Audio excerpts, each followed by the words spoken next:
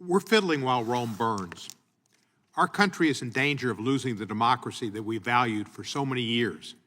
And we look forward to the 250th anniversary of our Constitution and our nation, when the Constitution that James Madison drafted is being torn apart by this administration. Powers that are given to the legislature, powers of the purse in Article 1 to Congress, are being surrendered to the executive. The ability to just eliminate offices that have been funded by Congress have been given to the executive. There are checks and balances in our Constitution, precious checks and balances that make us different from countries like authoritarian countries, where the ruler is like the king and does whatever he or she wants. And we're destroying those checks and balances. Congress is supposed to check the executive, and we're not doing it. They're taking our powers. They're destroying offices that were created by Congress, like the Department of Energy and the Department of Education. And the Peace Institute, which was set up as an independent group, not part of Congress, not part of the executive, and they've gone in doge with police officers from D.C. and taken it over, and they're trying to eliminate it. And there are all other kind of offices like that that they're trying to eliminate. Our country is in danger right now. And immigration is important, but if we don't have a country, immigration isn't an issue. And I just am astonished at how many people, particularly on the other side of the aisle, are surrendering their power to Trump and letting him do whatever in the hell he wants. We had a continuing resolution. There were community projects authorized by each congressperson. I think almost all had community projects in there, and we wiped them out. But Article 1 says we're in charge of the purse, and we come up and make recommendations, and rather than include them in a congressionally ordered continuing resolution, we eliminate them. That makes no sense.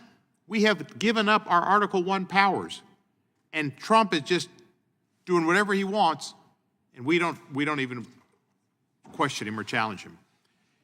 I wrote a letter to Kristi Noem on February the 14th, and I have not gotten a response to it. I served with her. I should have gotten a response. I wrote her that I inquire about the Department of Homeland Security's immigration enforcement policies, priorities, and communications. And I let her know in the letter that I agree with her that we should get the worst of the worst. She called it the worst of the worst. But there have been conflicting reports on who ICE is picking up and detaining. And I appreciate her letting me know who they picked up, how many of those were child sexual abusers, homicides, or rapists, where those individuals were apprehended and where they were previously in custody of another law enforcement agency, and how many went to Guantanamo Bay and whatever. I appreciate her clarifying the number of immigrants, if she would, who are the worst of the worst, and those who have been convicted for murder, rape, and child sexual offenses. This was on February 14. I have not heard from her. It's now 2 months. But she's had plenty of time to put on her cowboy breeches and her cowboy hat and ride on a horse. Fortunately, not shooting any dogs on the way. She's had time to pose in front of people in prison in El Salvador, dressed as she does with her Rolex watch and looking whatever and talking, using them as a prop. But she doesn't have time to answer a congressional request to state who have they arrested and who are the worst of the worst, and are they getting the worst of the worst. I have to presume her failure to answer is the fact that they're not getting the worst of the worst. And on CNN the other day, they showed a graph, and I don't know their stats, but at least they're given stats, that show that most of the people that were sent to El Salvador were not convicted of any crimes in this country, any felonies. They were not the worst of the worst. They might have had a bunch of ugly tattoos on. I don't know who they were, but they had a right to due process. And when we come into office, we take an oath to support the Constitution and to support the Constitution and our country against all enemies, domestic and foreign. That's not an oath we take just when it's easy. Saying that these people who are all tattooed and maybe they're members of this gang, I don't know. Nobody hardly knows. But that may not be easy in this climate.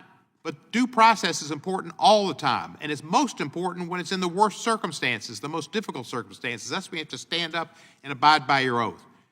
So I appreciate everybody here in uniform, and thank you for what you're doing in protecting the laws of this country.